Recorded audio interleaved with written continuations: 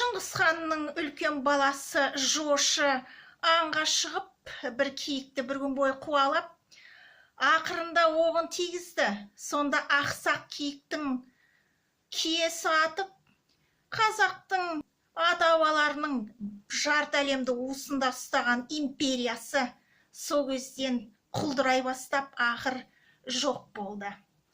500 мың киікті бүгін өлтірген қазақ енді соның қарғысына ұшырап, билікті болса киесі атты 500 мың киіктің. Өйткені көне заманнан келе жатқан жануарды аямай, құралайларымен қоса қуалап, вертолетпен, бауыздап, пышақтарымен атқан қазақтарды оңбайды. Бәрінде киесі атады киіктің. Қазір киіктің бастарын әулі ауылдағы дүкендерде де сатып жатыр екен.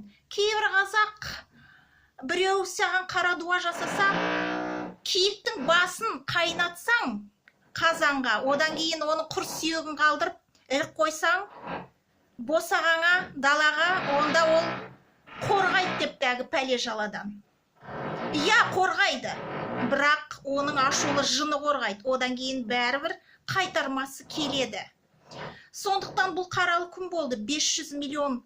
500 мың киікті атып, Қытайға мүйіздерін жіберіп, еттерін базарларында сатып, ал басын болса қайнатып, төбелеріне іліп қойып, оның жүнін де басының пайдаланып әртүрлі қара рәсімдерге. Сондықтан бүгін бізде күрделі күн болды. Енді сол ақсақ киік күйін тыңдаңыздар күнде. Себебі енді әр қалаға әуелі бір ақсақ киіктің мүсінін қазіргі жын шайтан мүсіндерінің орнына қойып қойсаңыздар да, ешқашанда кешірімін ала алмайсыздар. Өйткені құралайды бауыздап, оның буаз шешесін өлтіріп, қалған киіктердің бәрін атқан халық оңбайды. Кезінде бір ел 50 миллион бизонды құртқан өзінің жерінде.